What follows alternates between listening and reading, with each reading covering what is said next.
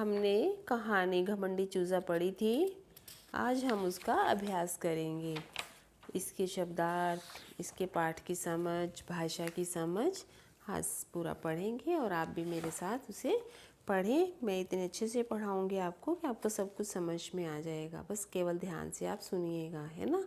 खलिहान, ये शब्दार्थ हैं। खलिहान कटी हुई फसल के रखने की जगह है। जो फसल काट ली जाती है उसको जहाँ रखते हैं उसे खलिहान कहते हैं। शेखीबाज, झूठी शान दिखाने वाला। दड़बा, मुर्गियों के रहने की जगह। चटोरी, चटपटी चीज़ खाने की शौकीन। तबेला, जहाँ दूध देने वाले जानवर रखे जाते हैं। नांद, हौद, जिसमें जानवरों को चारा पानी आदि दिया जाता है। खानों पर जूं तक ना रेंगना, ये मुहावरा है। कुछ भी असर ना होना। घमंड, चूर चूर होना, ये भी मुहावरा है। घमंड, टूट जाना। घमंडी, अभिमानी। रौब, दबदबा। चारा, भोजन। समझ में आ गया ना। आप भी पढ़िएगा। आगे है पाठ की समझ। इन प्रश्नों के उत्तर लिखो। छुटकू चूहा कौन था? चूहा नहीं है, छुटकू चूजा कौन था? छुटकू चूजा एक मुर्गी का बेटा था। कोए के उड़कर चले जाने पर चूजे ने क्या सोचा? जब कौवा उड़ गया तो चूजे ने क्या सोचा? चूजे को लगा कि कौवा उससे डरकर उड़ गया है। तीसरा प्रश्न है, बिल्ली क्यों भाग गई? क्या वो चूजे के डर से भागी थी? नहीं, क्योंकि बिल्ली पहले से ही डरी हुई थी, इसीलिए वह भागी थी। नांद कहाँ था?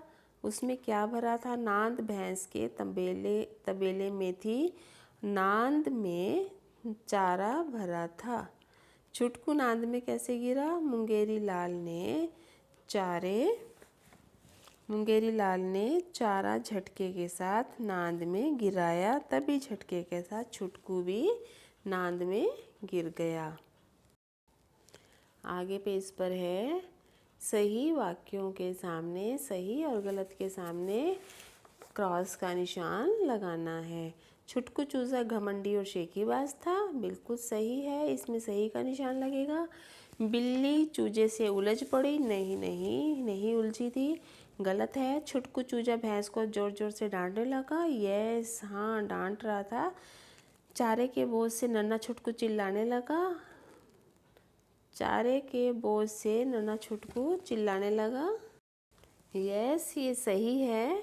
जब छुटकू चारे के नीचे दब गया था वह जोर जोर से चिल्लाने लगा। इसमें मैंने क्रॉस लगाया हुआ, इसे ठीक करेंगे अभी हमें। जब इस पे राइट का निशान लगाना रब करके, ठीक है। इसके बाद है पांचवा, भैंस को छुटकू पर गुस्सा आया? नहीं, उसको गुस्सा नहीं आया था, बल्कि उस पर दया आ गई थी। आगे है पाठ की समझ। ये आपका व्याकरण का पार्ट है। उदाहरण देखो और सही जगह पर अनुस्वार लगाओ।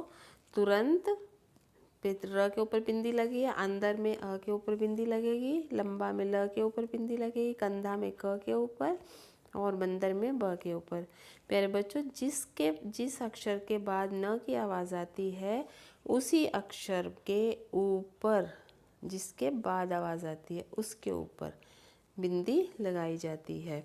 ऐसे ही अंडा है, अंडा में अ के ऊपर, ठंडी में ठ के ऊपर, झंडा में झ के ऊपर, घंटा में घ के ऊपर और भंडार में भ के ऊपर बिंदी आएगी।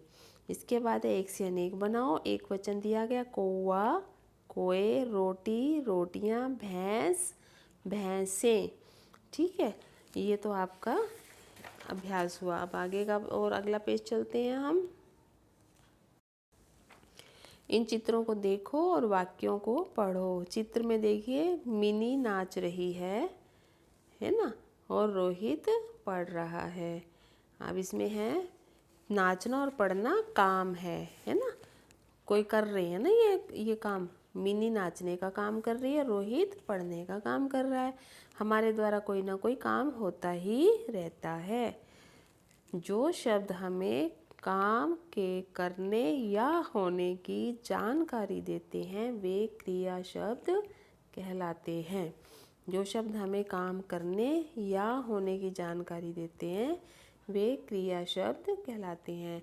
जैसे आप पुस्तक पढ़ते हो तो हम वो जो पढ़ना है वो भी क्रिया है। हम खाना खाते हैं तो खाना खाने का जो शब्द है वो क्रिया है। माली बाग में पानी दे रहा है, देना, दे रहा जो है वो क्रिया शब्द है। तो ये क्रिया शब्द होते हैं जिनसे हमें किसी के काम के करने या होने का पता चलता है। नीचे के चित्रों को देखकर बताओ इनमें कौन कौन से काम हो रहे हैं। देखो ये पहले चित्र में लड़का नहा रहा है, दूसरे चित्र में लड़का बॉल पकड़ रहा है, पकड़ना, तीसरे चित्र में लड़का सो रहा है, मीन्स सोना, चौथे चित्र में लड़की बोल रही है, बोलना, पांचवें चित्र में लड़का जो है तैर रहा है, उसे कहते हैं तैरना या नहाना। देखिए तैरना भी हो सकता है, नहाना भी हो सकता है। और अगले में लड़की जो है वो रो रही है, तो यहाँ आ गया क्रिया क्या है, रोना।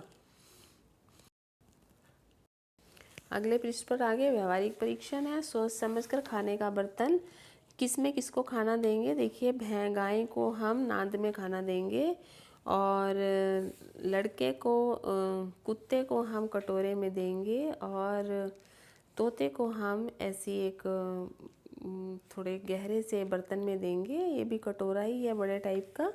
और जो लड़का है उसे हम थाली में भोजन देंगे। ठीक है, ये इनके बर्तन हैं। किसको किसका डर खेल कूद में बताना है, कौन किससे डरता है। बिल्ली के डर से कौन भागा, चूहा भागा। कुत्ते के डर से बिल्ली भागी। छिपकली के डर से मच्छर भागा। सांप के डर से छिपकली या चूहा भागा। हाथी के डर से सांप भागा। शेर के डर से सभी जानवर भाग गए, है ना, क्योंकि शेर सबसे बहादुर होता है। क्या सिपाही के डर से भी कोई भागता है? हाँ जी हाँ, भागता है, चोर भागता है। क्या तुम भी किसी के डर से भागते हो? हाँ, जंगली जानवरों के डर से भाग जाते हैं, है ना, हम भी। या फिर कोई चोर लुटेरे हैं तो उन्हें भी देखकर हम भाग जाते हैं। तो ये तो था आपका पाठ जो आपने अभी पढ़ा और इसका अभ्यास किया। आपको समझ में आ गया? Okay, have a nice day.